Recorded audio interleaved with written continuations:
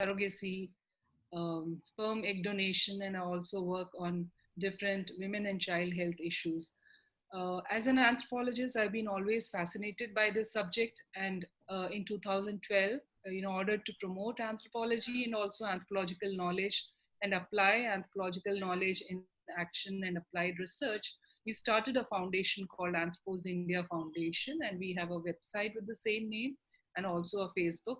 So, since anthropology is not taught in all the universities and colleges, so thereby we are trying to make an effort because that's such a interesting discipline, and it's very much interesting because India is a very complex and multi-ethnic country with so many different cultures. So that's the reason I strongly feel that anthropology should be there not just in universities but also in colleges and schools. So we are trying to do our best in that sense. So, today I'll be talking on COVID 19, public health perspectives and disaster response in India. I'll be largely flagging issues. I won't be going in detail into any of these topics initially to look at the consequences of COVID 19 and sudden lockdown and what unintended consequences one can see. At the same time, I'll go beyond to look at the public health sector, especially healthcare services in India and how they are distributed and it what should be the strategy post COVID 19, seeing all the uh, uh, after effects of COVID, especially in provisioning of healthcare and also looking at the disaster response in India. So it's very broad. I'm just trying to give a kind of mapping of the issues so that one can get a little bit overall sense of the topic. If you look at the child here in this picture, it's very interesting to say that how weird it can be that and fishy it can be that no vaccine for a virus, but we can kill the virus through washing our hands. So it's such a perplexing situation now, and I'm sure last 4 5 months all of us are undergoing this kind of situation where we are not clear what is happening, and how much care to be taken because of the social media and the kind of digital technology we have. We are bombarded with not just virus but bombarded with so many images, information, misinformation, and we are not really getting a hands-on kind of I can say a real picture which we can emerge and we know what to do, because at the moment we are just going by the situation and what information is coming. Even the scientific information which we are trying to get hold is not really on a very solid base, and it keeps changing. So we're all perplexed, and this is very interesting to see. And especially this image, I'm not sure whether you've seen, but it catches the real pulse of the situation. Coming to Indian experience of pandemic, if you look at again the images, I feel images speak a lot. That's the reason why most of my presentation is putting the images and giving a story behind it. On the left, if you see, it's written in Hindi, but the meaning is that it was uh, the cause was the passports, the people traveling from abroad, but the consequences were felt by people with ration card. Ration card are the social security cards through which the people from the lower socioeconomic groups get their food. So, very interesting painting. We don't know the artist, but the point saying that it was the impact, it was the factors behind are the people who traveled from abroad having passports, but the consequences were taken on by the people with ration cards. And India is, of course, as many other countries, is an unequal society. The social structures are uh, uh, basically stratified on the lines of caste, class, gender, even ethnicity and religion. And one can see that this became much more pronounced and much more obvious post COVID. And one can see the pictures of people traveling from abroad who are traveling by air, but at the same time, there were many, many who started walking back home when the lockdown was announced suddenly. And I wanted to raise few issues about why the sudden lockdown led to this particular mob traveling back to their hometown, especially the migrants. Uh, Talking about the lockdown, there was no assurance given to the migrant workers who have traveled from rural to urban. Lakhs and lakhs of people travel every year and continue to make their home cities as their homes and work on mostly unorganized sector where more than 85% of the population in India are in the unorganized sector. For them, living in cities is mostly on the daily wages. And when the lockdown happened, the work they lost, and they had to pay the rent, despite the government saying that they need not pay the rent for next 3 months. But none of the owners who were giving them on rent were accepting that legal whatever suggestion given by the government. So all of a sudden, many migrants felt that they were not having a job, they were not having money to feed themselves, and no place to stay. And despite that, they all started walking back with a hope that they'll reach back to home. And at least, if that is the scare of death, then maybe we'll die close to their family members. So that was a sudden movement of people after a week or 10 days, not exactly on the day of lockdown, because they slowly realized that after a week, 10 days, there's nothing and it's going to last long. And that was very sad pictures which came through media, and we could all witness this mass movement of migrant workers going back home. At the same time, there were a lot of other issues which were coming up, especially how some of the officials were dealing with the migrants, because in order to disinfect them when they were on the way, stopping them and spraying them disinfectants was another very irresponsible behavior. But then, of course, many of these things were apologized. But the moment these things were happening were very difficult. At the same time, when many of these regions post uh, COVID, after a few months, when we could see that there are few zones like red zone, which is very needs to be contained, and then zone and green zone. So then this picture actually talks about the child asking, where do you get food, which zone you'll get the food. So despite that, governments also started giving free ration at different places. Still a lot of families talked about the hunger and loss of jobs and no income, and these were very serious, and it still continues in many places. Third point is again, when you are trying to identify people with positive cases and trying to quarantine them, though it was done in a good spirit of putting the names in front of the doors saying that this home is quarantine, but that led to discrimination against the families and the people, even to the extent that the doctors and nurses were discriminated because they were carrying the virus. And the fear of death, especially in COVID-19, led to this kind of discrimination across various sections, and they were not treated well. Despite that, doctors and paramedics and also the frontline workers were fighting and taking all the risk to contain the disease, but that was the social uh, impact, one can say. There were many other issues of especially looking at the suicides which were going up. And to an extent that once the whole COVID situation started, many of us have gone online for teaching and classes, and even schools have gone online.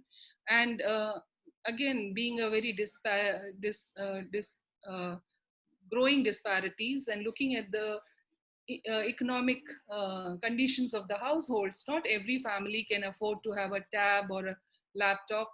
And to an extent, there were many cases, but one case where a girl from the school couldn't afford to Yeah. go for this kind of online classes, committed suicide. So there were many issues. If you look at uh, how the vulnerability increased because of COVID-19, there were uncertainties, there was social isolation, and people couldn't talk to each other and not meet each other. There were economic problems, which all led to the vulnerability, and then the psychological issues, which one can say about depression, anxiety, alcohol consumption. And there were reports of domestic violence happening, children being abused because contained within the four walls for so many months. And there were so many social consequences because of COVID-19. Uh, Once the COVID-19 started, but India being a country with multi-hazard, this is again very challenging for the Indian government to look at how to contain not just COVID, but at the same time, we have lightning deaths. We had this locust infestation. And because of monsoon, many states which reel under um floods every year, like Assam, Bihar, many other coastal regions. So this all came together, and even our disaster management authorities are not equipped enough to look into multi-hazard and mitigation of these hazards together. So there are many cases where people are suffering, especially closer to the rivers, which are now overwhelmed. Now, despite all this, the communities which are living closer to the rivers and they face floods every year, they have shown resilience for many, many years. And you can see in this picture a woman going on a a very simple boat which she prepared, even a bridge which was destroyed. A small boat was made where you can even carry the two-wheelers and people traveling. So there are numerous examples like this to show the resilience of the communities. But then, do we just be happy with the point that they are all resilient? But as a government, we need to go beyond that and see that there are no more deaths, but also no more sufferings. Because with the technological development, India has gone uh, quite well in terms of limiting the deaths because of disasters, whether it's cyclone, whether it's floods. But the loss of property and livelihood is always very huge, and we are not still able to uh, mitigate disaster well and also bring back better lives to them. So there is a major challenge in terms of helping the poor and especially the marginalized who lives on these risky zones. Then when COVID started, of course, the experiences of the developed nation really helped India to take precautions, and seeing the experiences of China, Italy, and US, because we are aware of our healthcare services which are not up to the mark in the public sector. But however, we have both public and private sector, and private sector is almost at par with any other developed nations. But then there are two major differences in terms of public and private care, and I'll talk briefly about it later. But the experiences of the developed nation helped our country to equip ourselves with PPEs, with the beds, with ICUs and operation theaters and many other, which then converted the stadiums in even the hotels, and to an extent even the railway coaches were converted into beds, seeing that if unforeseen situation comes, or if we are overwhelmed with the virus, and if people are contaminated and also having infection, then we should not be short of any beds. And that was the reason why all this preparation really helped. So we were not short of any beds in the whole entire last 4 5 months, and we were equipped enough. um, in many parts of the country, we could make locally available material and isolation wards for the people who are infected. So all these preparations were very well done. Um, Along with the biomedical treatment, however, we have a very good Ayurvedic Unani Siddha medicine along with yoga, which is called acronym for Ayush. And Ayurvedic doctors have been coming up with a lot of solutions for even COVID, preparations for developing immunity. But then, as one can see, that there is always a hierarchy even within the medical systems, and biomedicine always gets a prominent place because of its professionalism, because of its scientific and technological advancement and state patronage. So biomedicine is always there to look up to for many things. But even the indigenous healing systems which we have in our country have a lot to offer. But when a situation like COVID-19, or even before that for any virus, whenever the solutions come from these other healing systems, they are not seen up to the mark, and there are always criticisms saying that they are not scientific, or not really logical as the biomedicine is. So despite that, 80% of population within the country go for folk treatments, go for all these indigenous healing systems. We are not still recognizing the non-codified systems, the folk medicines within the country, but then we have just started recently recognizing Ayush, that is Ayurveda, Unani, Siddha, Yoga, into our systems. So even then, we are still not really giving so much of importance. Now, coming to public health perspectives, as I said, we have health is, of course, a human rights subject, and it's the state responsibility. But much before independence itself, we had visualized for a comprehensive healthcare, which talks about preventive, curative, and rehabilitative, irrespective of the ability to pay. So that was the envision before the independence, and we had created a robust three-tier healthcare service systems within the country. And later on, we have developed a huge healthcare infrastructure and also health management. However, later on, we instead of comprehensive healthcare, we went into much more program-based, much more selective primary healthcare, and it was much more targeted, saying that looking at the burden of whether malaria or tuberculosis or family planning, we had all these vertical healthcare programs. Thereby, the comprehensive healthcare lost its charm. When we look at the most important aspect to understand is we spend very less on healthcare, and that's precisely the reason why we can see that majority of population are not getting even the basic medical care, even though we have a best of healthcare in the private sector. So when you look at the healthcare spending, we've not been spending more than say at the moment it's even less than 2%, but at one point of time in 90s it was 6% GDP. But post health sector reforms, one can see gradually how healthcare spending has gone down even to 0.9%. Now, even now, we spend only 1.1315% of GDP. And when you look at the division between the state governments and the central government, one can see that state governments contribute 15.2%, whereas the third party and central government 3.3, and the municipal and foreign donors only 1.3%. And again, the proportions are maximum goes in primary healthcare, followed by secondary and tertiary. Now, when you look at COVID-19, we can very well say that these disparities are very much because of low spending, and people are not able to get healthcare in normal times, leave about in the emergencies. So we really need to invest on the public healthcare services. And as I said, there is a very important role to play for private care, because private care is equally robust in India, and we need to have standard operating procedures when you look at the private sector, especially in the emergency situation. When you look at corporatization of healthcare in India, it started from, say, eighth five-year plan, post 1990s. You could see that big tertiary hospitals started coming in, and then most of these corporate hospitals are for-profit hospitals because they're private sector.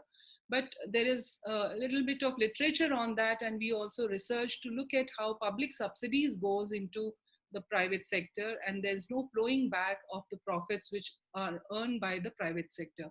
And there's been a paradigm shift post health sector reforms, and even our health policies, the latest policies, are much more promoting the private and the corporate care. But when you look at the functioning of these hospitals, because they are built on a large scale, a lot of investment has gone into building these big hospitals. So it then becomes necessary for them to bring that money back, and that comes from the pockets of the patients. So it all works on the business proposition and on the management models. And interestingly, most of these new big hospitals are owned by businessmen, not really the doctors. Very few hospitals are now owned by doctors. And when the owners are the businessmen, then they hire and also fire the doctors if they don't go with their uh, basic proposition of business making. Now, when you look at disasters, the Disaster Management Act does not talk about private sector. It only talks about the healthcare facilities which are in the government sector. But it's very important, especially when you look at the emergencies, the having such huge private sector, they cannot sit idle or not contribute to the disaster management or disaster mitigation, even response to any disaster. So this we've been talking about, saying that we need to have these mentioned in the act, which is the Disaster Management Act 2005.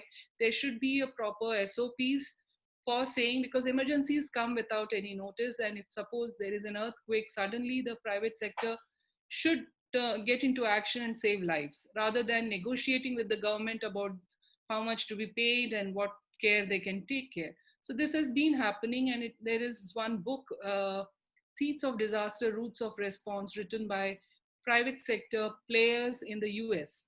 And it very well talks about that any disaster, there are huge losses to private sector also.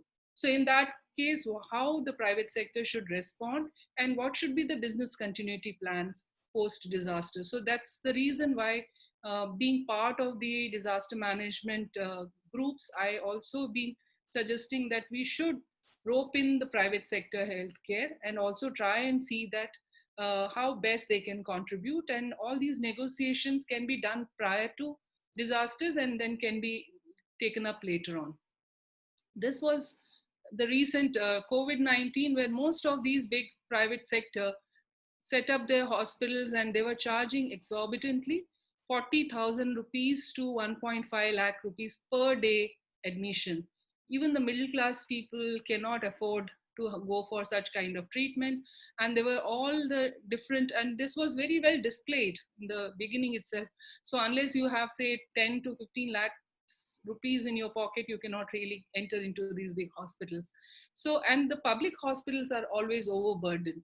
And COVID time, this rush was there in the public hospitals, and there was scare also. People were not really going to public hospitals if they had any other smaller, or think about all those patients who had chronic ailments, who needed hospitalization very frequently or the consultation.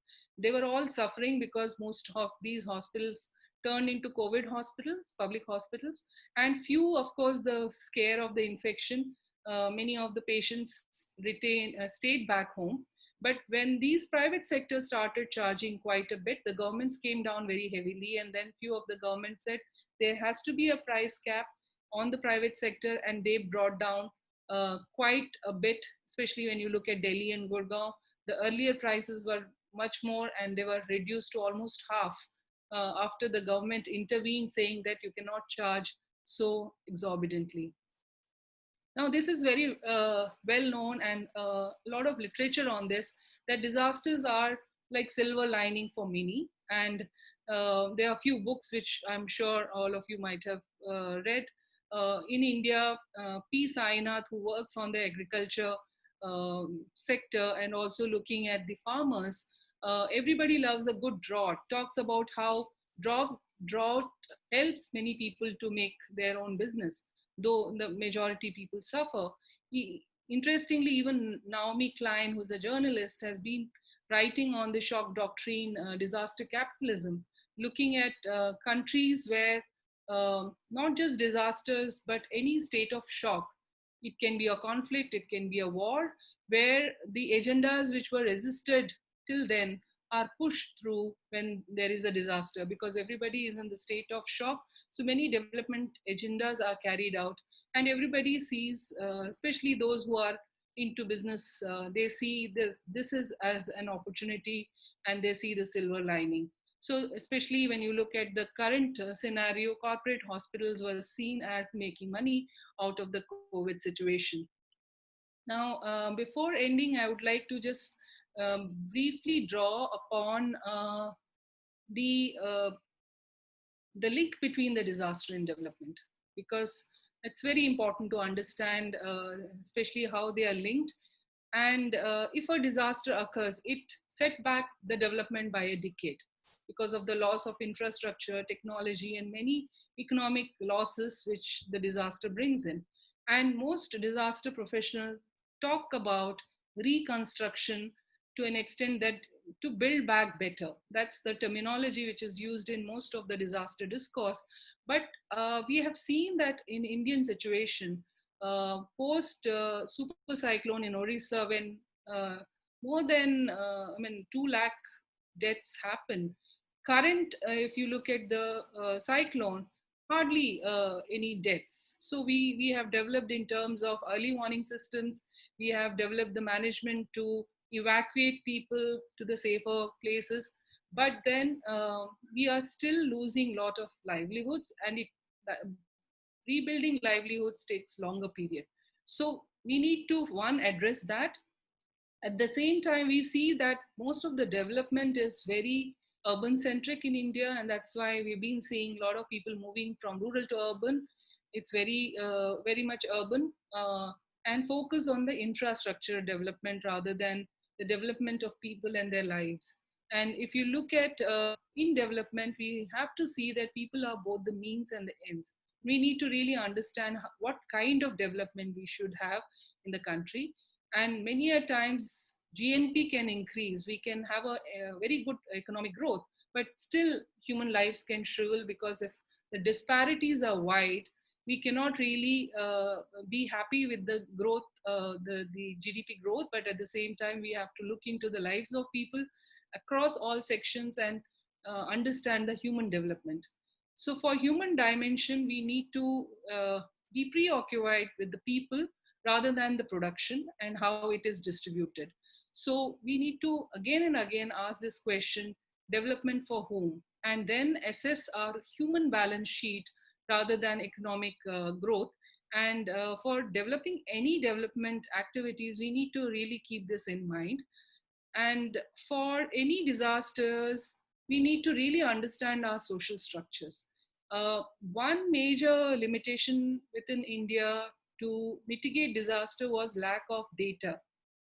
Had we known that there are so many migrant workers in every city, and had we known that where are they and what condition they are living, possibly we would have made better plans before locking down the whole country, and we would have made some preparedness rather than leaving them to fend for themselves.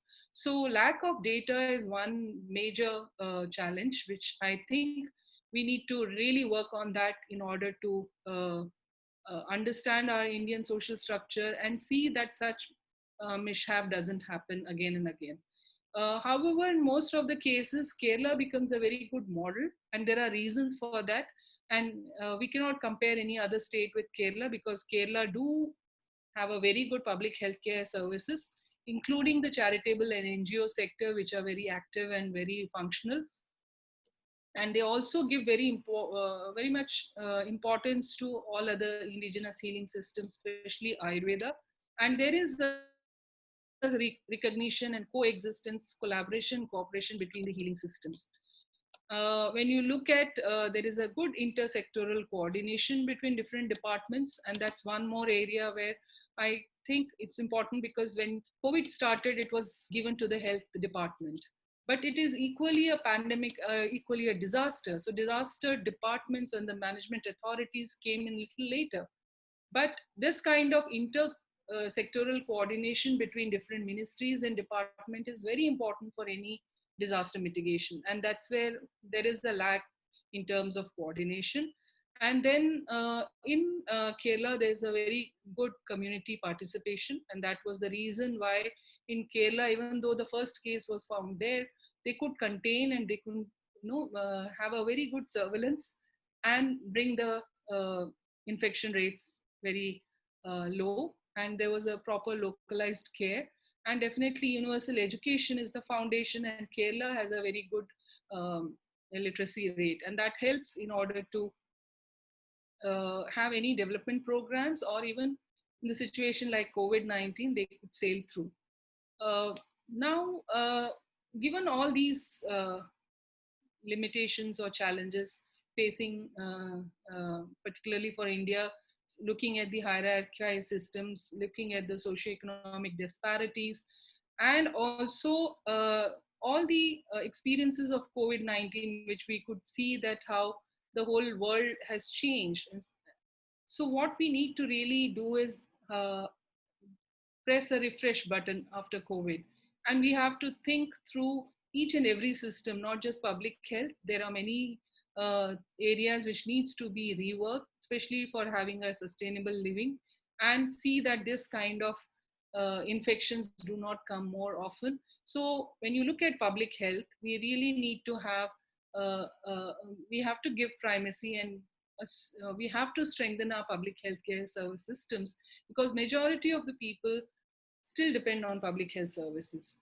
And if you compare with the private sector, majority of the population are still not having good health indicators, because of, one, as I said, the budgets are very low, the technology is not there, and many at times many of these healthcare services do not have even the essential medicines. So thereby we need to really understand that there's no other no alternative for public health services given the country like India. We need to strengthen it. We have to also recognize the other healing systems, though they have been existing much before biomedicine came into existence in India, whether it's Ayurveda, it's herbal medicines, Unani, yoga, and Siddha. Many Europeans travel to India, especially for Ayurvedic treatment and for even for yoga and spiritual healing. So when we have our own indigenous healing systems, which have been proved for so many centuries, we need to really go back. And for COVID, of course, a lot of discussion on if you are doing yoga, if you're following Ayurvedic food and practice, then possibly you can sail through this hard and difficult times. Um Talking about the disaster management within India, we need to really strengthen our institutions working on disasters, starting from the national level to the state to the district level, even down the line to the villages. We need to really have these district disaster management plans, because ultimately the operational part happens at the district level, where the district magistrate and the commissioner is the one who is authorized to handle situations at the district level. But within the district also there are many pockets which are very disparate. So in that case we need to go down to the block level and the panchayat level to see that we mitigate disasters well. So we really need to have a very realistic and practical plans to mitigate disaster, which should be already prepared prior to disaster, so that any disaster scenario they can quickly get into action. And we need to have digitized mapping resources and prepare for multiple disasters, as I showed in the beginning, how at a time there can be 3 or 4 disasters which people face, and especially the vulnerable population like women, children, elderly, or even chronically ill people, what kind of experiences they have. So we need to have an emic approach, coming from the people's point of view, what kind of preparedness we should have, how do we respond in disasters. This all should be planned very well. And the Disaster Management Act 2005 actually talks about a very cyclic approach, saying that it should not be only response centric, that we wait till the disaster to happen and then respond, but much more a cyclic approach of preparedness and also rehabilitation. But in reality, this does not really work. Even till date, we are very much into response centric, except for few states which like Orissa and Gujarat and Kerala, which have taken this cyclic approach and are preparing much before. We have to go back to that cyclic approach, and we really have to look into the sustainable models of development, and strictly avoid indiscreet development leading to rampage of nature. This we've been seeing for past few years, especially on the hill states where nature is seen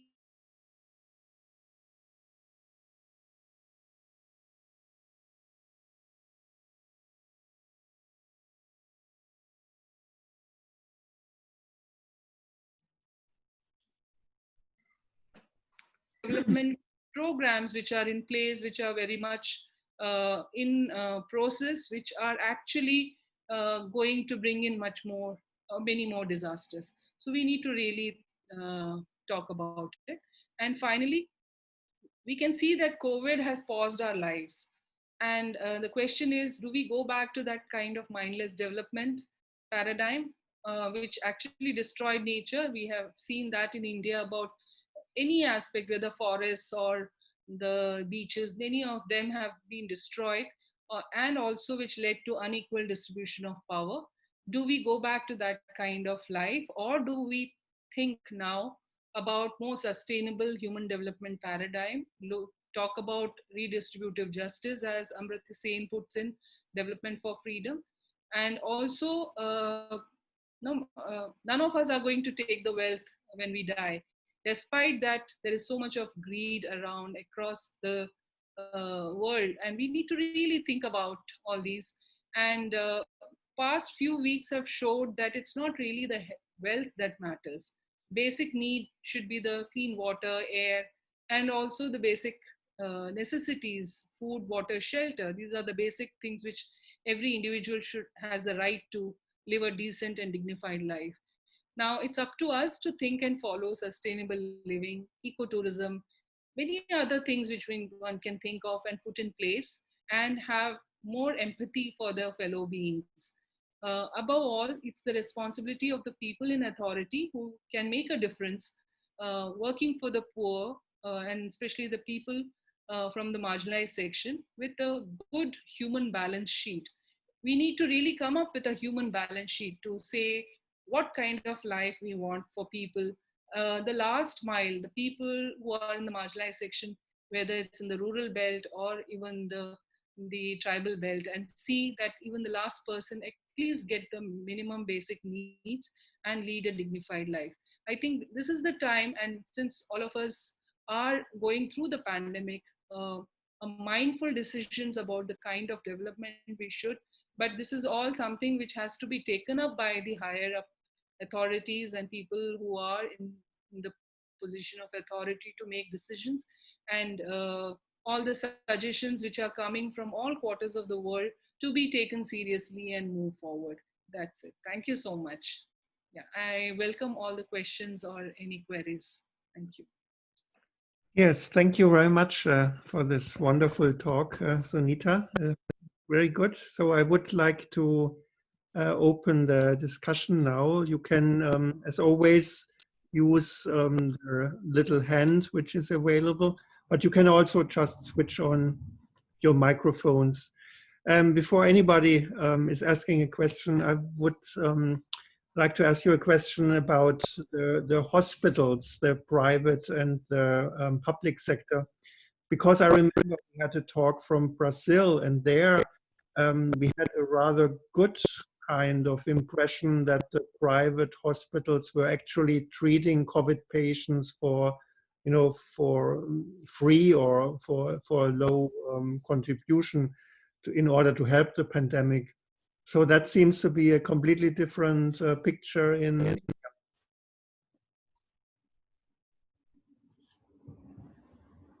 Yeah, I think that's very important to understand because especially in India, we have the big, as I said, tertiary hospital, which are super specialty hospitals.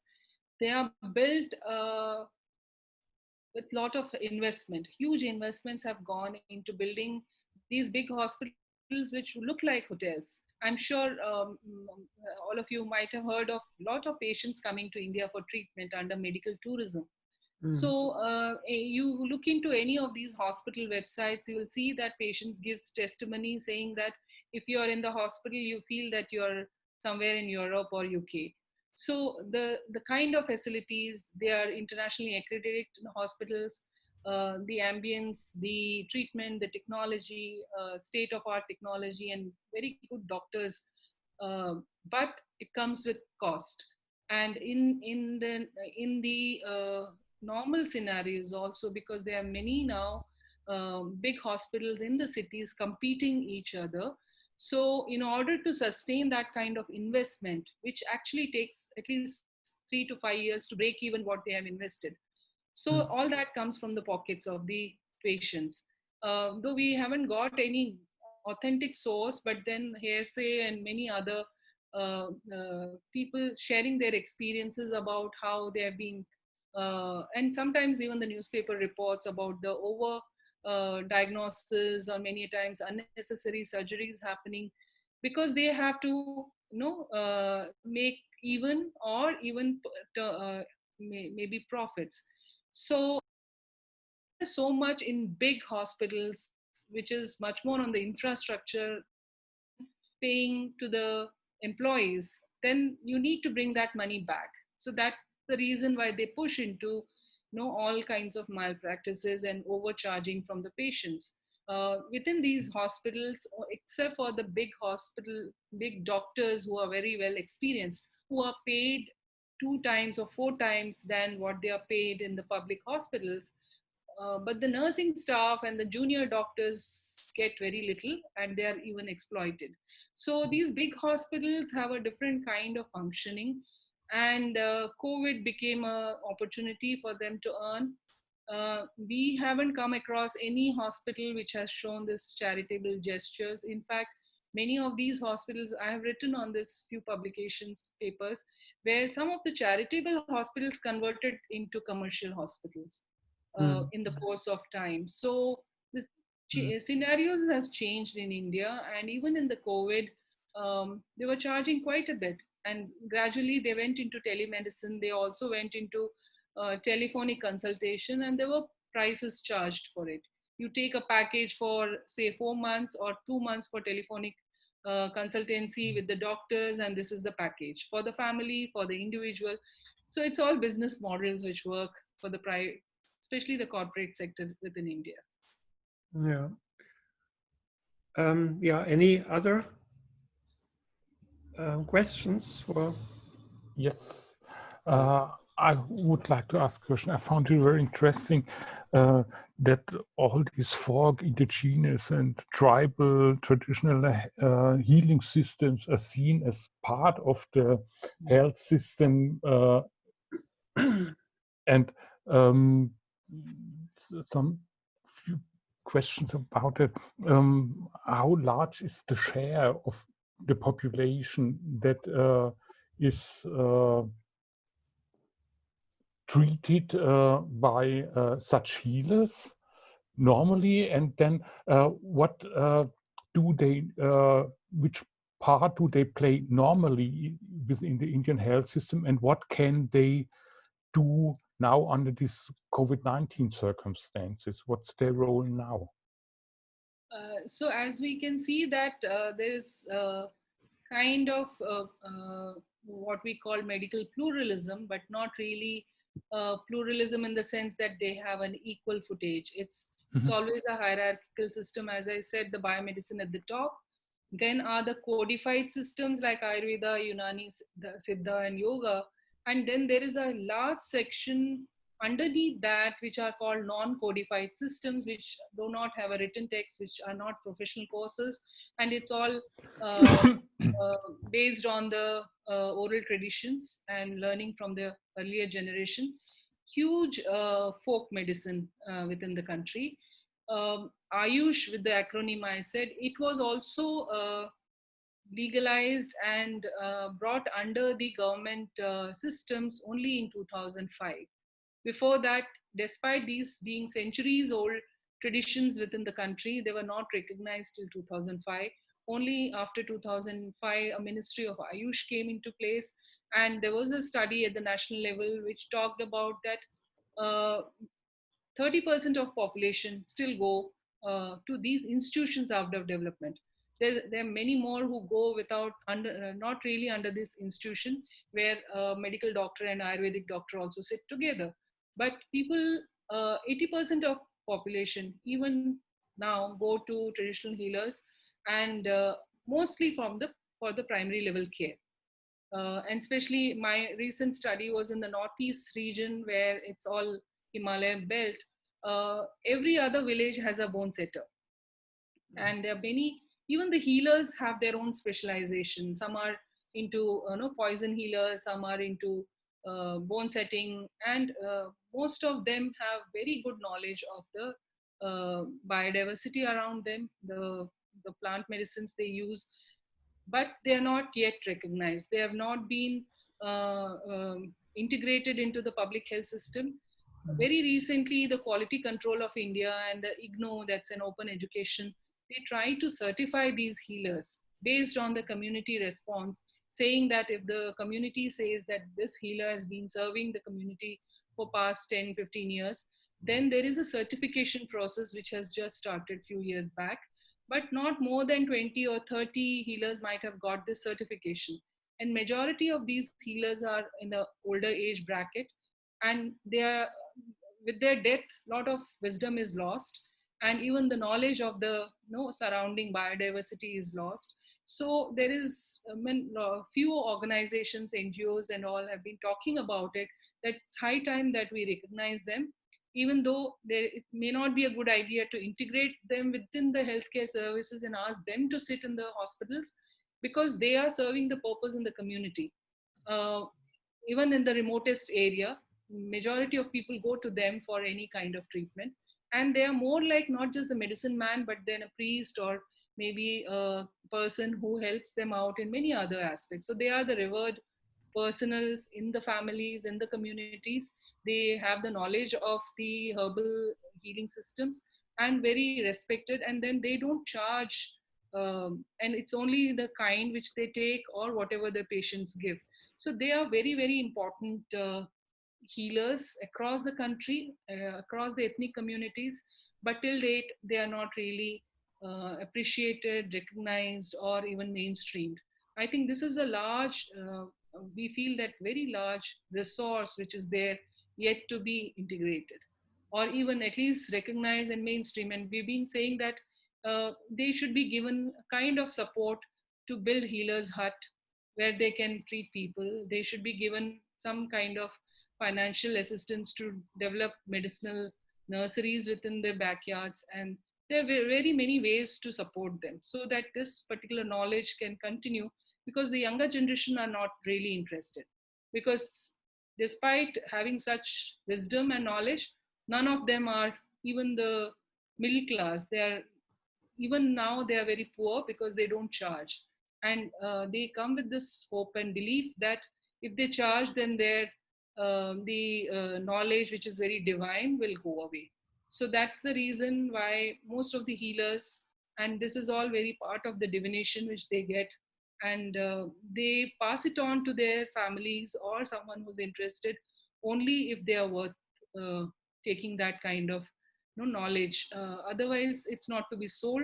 So thereby the younger generation are not really getting into this traditional healing practices. So what will happen is the whole wisdom will go away, even though we may have a very good biodiversity all around the herbal medicines, but none of the us will be able to recognize its importance.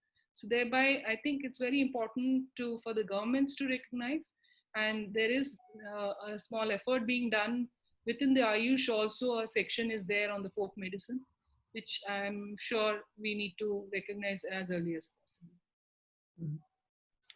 Yeah, any other question? I still would like to ask a question about the data situation. So I guess, and also about the organization of the Indian health system. So I guess the Indian health system is mostly federal. Um, but I guess there must be some centralization or coordination. So, for example, how was the data collection during, or even now, during COVID-19? How was it set up in India? How does it work? Yeah, so basically health is a state subject. Every state in the country can take decision about how to go about any no, management of their health care for the people.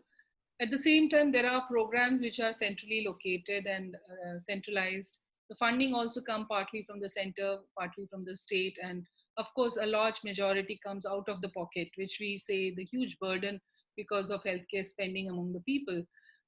When you look at the state governments have uh, no can plan their own healthcare, but the three tier system which I talked about exists across the country. Mm. Now, when you look at data, we have a very good resource of health management information system, and they do have the data on the morbidity, mortality, and many other health indicators. So we have national level data, we have state level data, we also have district level data up to the level of villages. But COVID again posed a major challenge because our large majority of people are a floating population. They move from one state to another, from rural to urban in search of jobs and livelihoods. So there is no unique identity which we have, though we have an Aadhaar card, which is a government identification number, which is now mandatory for a few years. Of course, if you are not really interested, but now everything is being linked to Aadhaar, your bank details, all that. And government is actually talking of one person, one identity.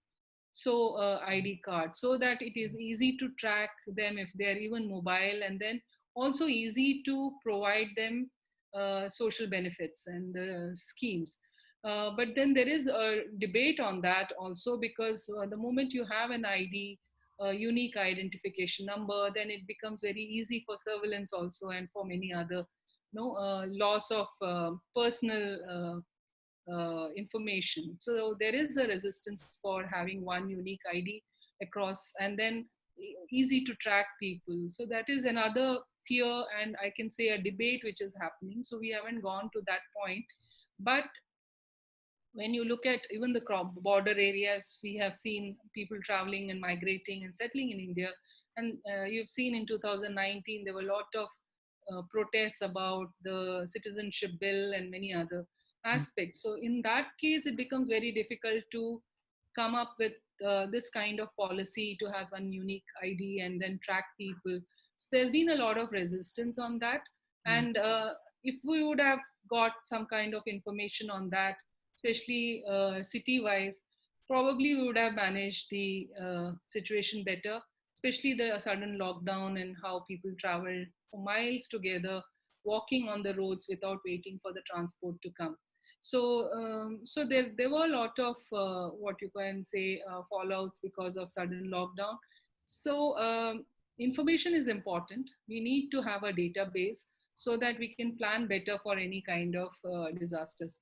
But given the kind of complexities in the country, especially looking at, say, different ethnic groups and states, and further, there's so many layers of Yeah. people of different cultures. It's not easy to manage, and because they come from hundreds of different languages, even if you pass on some kind of instructions, it's not easily understood. So initially, also when there were information and some kind of IEC about COVID, it was in Hindi or in English, basically the national language. But migrants were not sure, about these two languages. So how will they read? And many of them don't carry phones. So we at every stage we need to really think through how to reach to the person and how to convey the message. Despite that, all the phones had a pre message about the COVID, about kind of precautions to be taken. So a lot of information is being shared, but how much it is reaching to each and every person is another big Yeah. question.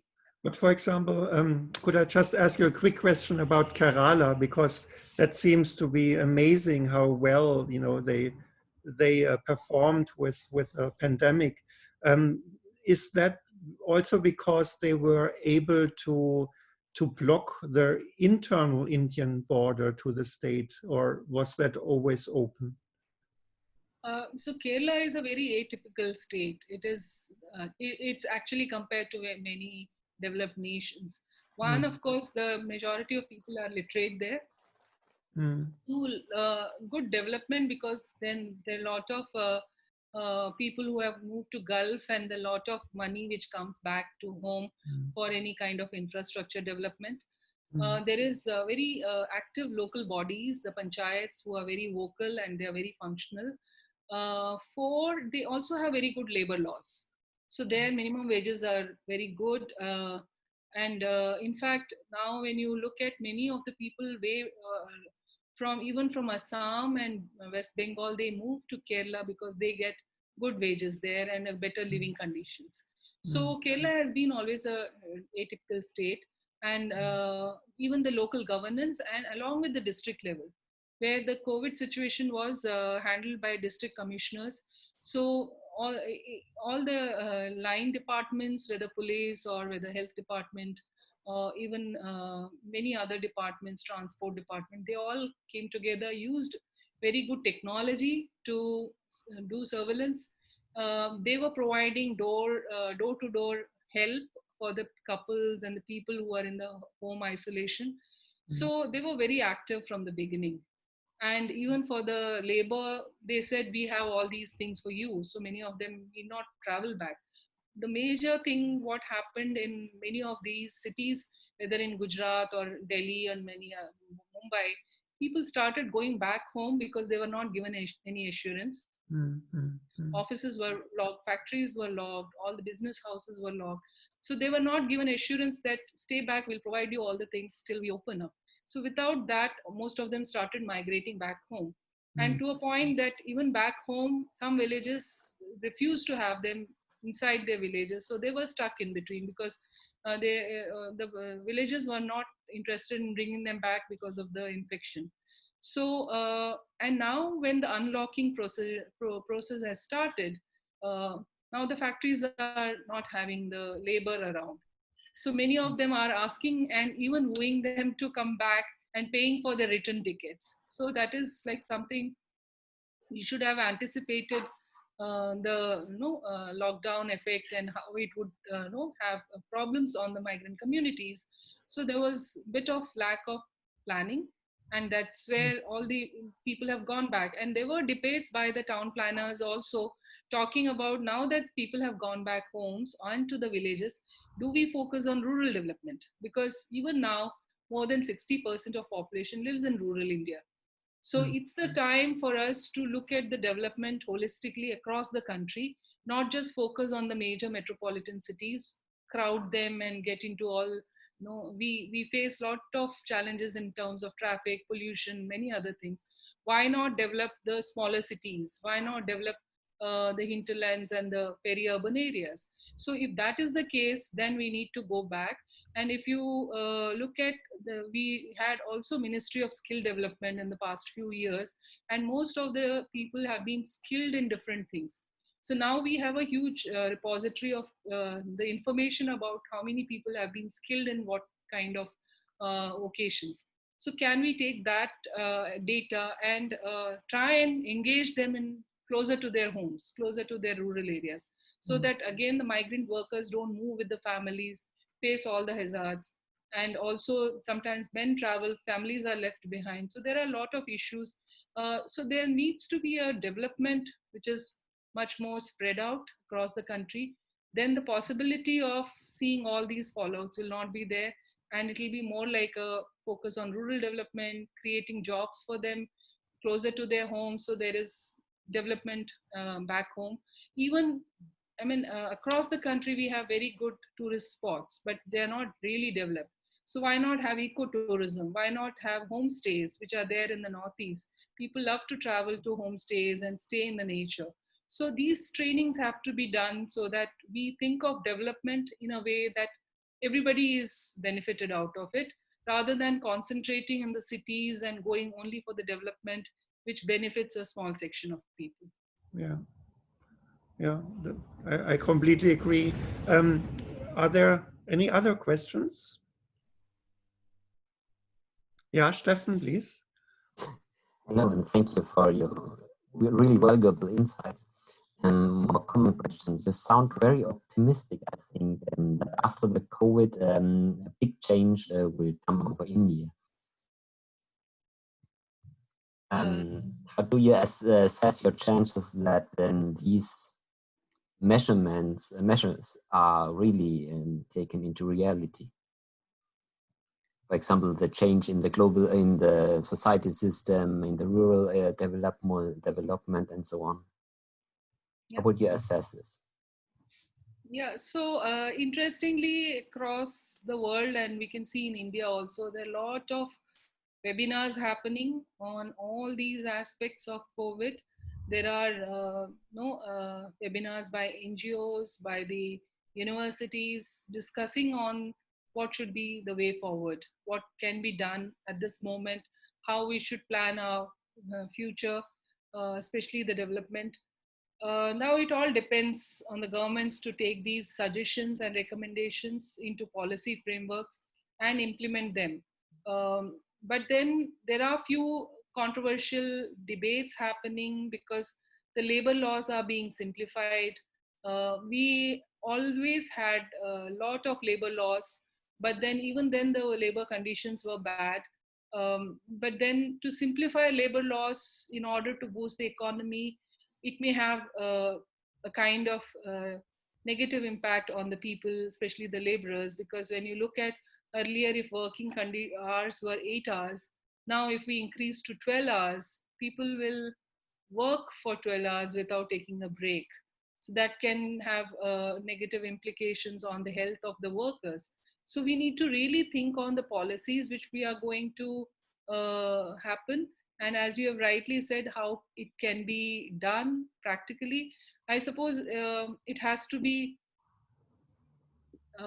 discussed and debated, and go with a kind of development paradigm which, as I said, should benefit everybody, not just focus on the a smaller section of people who are into business. So we need to really think through. Everybody is making an effort to talk about the issues and make sure that it reaches to the authorities and the government and the political leaders. Um we also have a kind of discussion and debates. At the same time, the Prime Minister office is also open for any kind of suggestions, and he himself comes on the TV with all the issues. But then, in a long run, how these things or how these things will change will not depend on the suggestions coming from the different section of people, not just the intellectuals, but if there are debates happening at the NGO sector, if there are debates happening at the rural India, we need to bring them with those stories. It has to be the need based, it has to be the bottom up approach, because many a times even we as intellectuals, if we are not interacting with the people on the ground, we may be sitting in our ivory tower and not speaking to people. We may have a different view of the whole scenario. It's only when you go down to the communities and interact, you understand their issues. And that's where I think the large section of non-governmental organizations, the community-based organizations, have been raising their points, have been suggesting the government. We even try to write directly to the Prime Minister's office with our recommendations and suggestions, and some of them are being taken into consideration. So uh, we have to just wait and watch and see how many of these recommendations are taken ahead, and work for more sustainable living. And I think COVID has really given that time for people to think, and especially if we don't go back to the earlier kind of development of kind of no crazy world with the consumeristic culture, with no lack of empathy for the people who are not having. So there are many issues which have come into the forefront. No issues related to racism, a lot of intolerance. All these issues have to be discussed, and I think more practical and pragmatic solutions have to be built into the policy. And as I said, the human balance sheet, if we can focus on that, possibly we'll see a better world. Because not just us, but we are part of the ecosystem. And we have seen in last 4 months how the whole nature has into the full bloom. And if we are not intervening with the nature, it rejuvenates, and we are the ones who are polluting. So possibly we have to really be conscious about our living on daily basis.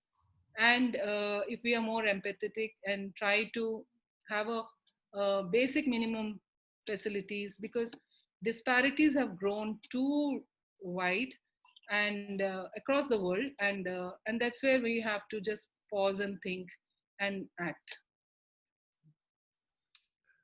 Yeah, thank you, Sunita. Is there any last question or questions? Okay, that seems not to be the case. Yeah, it was also a long time, and it's very nice that you were able to do this at this late time for you. No problem. Yeah, I really would like to thank you again. And yeah, so just as a last remark, unfortunately, the recording on the direct recording on the channel did not work, but I will upload the recording to the channel afterwards. So I give you a notice when that has happened. Okay, so thank you very much again, and yeah, goodbye to everybody. Yeah, thank you so much. Thank you very much. Bye, Sunita.